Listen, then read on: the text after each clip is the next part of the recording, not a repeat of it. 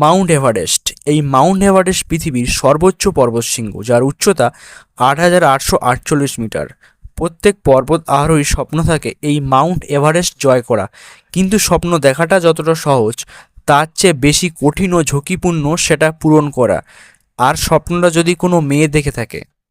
19 শতকে দাঁড়িয়ে জাপানের মতন পুরুষতান্ত্রিক সমাজের থেকে নিজেকে বার করে মাউন্ট এভারেস্টের মাথায় দাঁড়িয়েছিলেন জাপানের ফুকুশিমা শহরের মিহারু এলাকার মেয়ে জুনকো তাবেই। কিন্তু তার এই সফলতা পেতে লড়তে হয়েছিল সামাজিক ও আর্থিক সমস্যার সঙ্গে। আসুন জেনে নেই এই ভিডিওতে কিভাবে জুনকো তাবেই তার স্বপ্ন পূরণ করেছিলেন। দ্বিতীয় বিশ্বযুদ্ধের জেরে কাহিল হয়ে পড়া দেশ, বেহাল অর্থনৈতিক পরিস্থিতিতে 7 সন্তানকে নিয়ে সংসার চালাতে মা বাবা এমনিতেই নাজেহাল। দিন আনা দিন খাওয়া সেই পরিবারের মেয়ে পাহাড় চড়ার ইচ্ছা পাতুলা ছাড়া আর কিছুই ভাবতে পারেননি জুনকোর মা বাবা। তাই জুনকোর ইচ্ছাটা ইচ্ছেই থেকে যাচ্ছিল, কিন্তু ওই যে অদ্যম ইচ্ছে শক্তি, সেটাই জুনকোর স্বপ্নকে আর শুধু স্বপ্ন হয়ে থাকতে দিল না। ছোটবেলায় স্কুল থেকে একবার ট্রেকিংয়ে গিয়েছিল সে। পাহাড়ের প্রতি সেই যে প্রেমের জন্ম হলো, দিনে দিনে তা আরও গভীর হয়ে গেল। টিউশন পড়িয়ে জোগাড় হতো হাত খরচের টাকা, তার থেকে আবার টাকা জমিয়ে বারবার পাহাড়ে ছুটত জুনকো। কখনো বা ভাগ্য প্রসন্ন হলে কোনো অভিযাত্রী দলের সঙ্গে থাকার অনুমতি মিলে যেত। বলাই বাহুল্য, সে দলের সকলেই ছিল পুরুষ।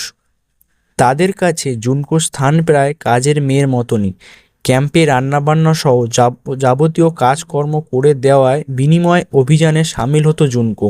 যদিও এর ফলে পড়শিরা তার চরিত্রে কালি লাগাতে কখনোই থামেনি, কিন্তু তাতেও তাকে পাহাড় থেকে দূরে রাখা যায়নি। এই পাহাড়ে যাতায়াতের সূত্রেই জুনকোর আলাপ হয় জার্মানি পর্বতারোহী মাসানোবু তাবেইর সঙ্গে। এরপর আলাপ থেকে প্রেম, আর প্রেম থেকে বিয়ে। প্রকৃত অর্থে মাসানোবু হয়ে উঠেছিল জুনকোর জীবনসঙ্গী, একজন যথাযথ বন্ধুর মতনই তার হাত ধরে এই জাপানি পর্বতারোহী। স্ত্রীর পাহাড় প্রেমকে আরও সাহস জোগালেন তিনি, যার ফলে বিয়ের ঠিক 10 বছর পর 1975 সালে মার্চে এভারেস্টের বেস ক্যাম্পে এসে হাজির হলেন জুনকো তাবেই। অবশ্য তার আগে 1969 সালে লেডিস ক্লাইম্বিং ক্লাব খুলেছিলেন জুনকো, যাতে তার দেশের গরিব মেয়েদের পাহাড় চড়তে গিয়ে তার মতন অপমানের বঞ্চনার মুখোমুখি হতে না হয়।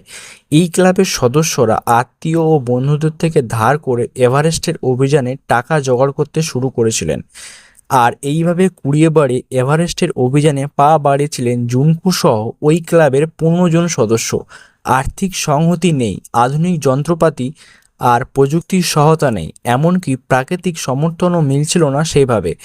একদিন তুষার ঝড়ে চাপা পড়ে প্রায় মরতে বসেছিলেন অভিযাত্রীরা। এই ঘটনার মনোবল ভেঙে গেল দলের। ফেরার পথ ধরেন জুনকো ছাড়া দলের বাকি 14 জন সদস্য।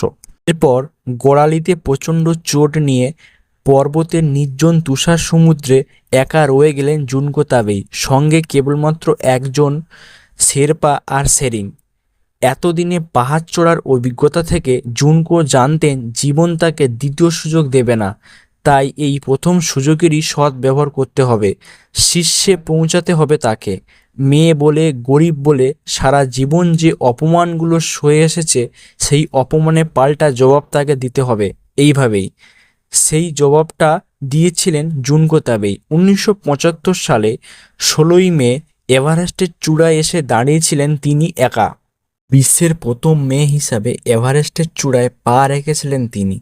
আর শুধু এভারেস্ট নয়, প্রথম নারী হিসাবে 7 সামিট অর্থাৎ 7 মহাদেশের 7টি সর্বোচ্চ পর্বতচূড়াও জয় করেছিলেন তিনি। আর সেই সঙ্গে মেয়েদের সামনে খাড়া দাঁড়িয়ে থাকা বাধার পাহাড়টাকেও অনেকখানি চুরমার করে দিয়েছিলেন জুনকো তাবেই। হ্যালো ফ্রেন্ড, এই রকম হিস্টোরিক্যাল স্টোরি শুনতে চ্যানেলটিকে সাবস্ক্রাইব করুন এবং ভিডিওটা যদি ভালো লেগে থাকে তবে একটি লাইক করুন।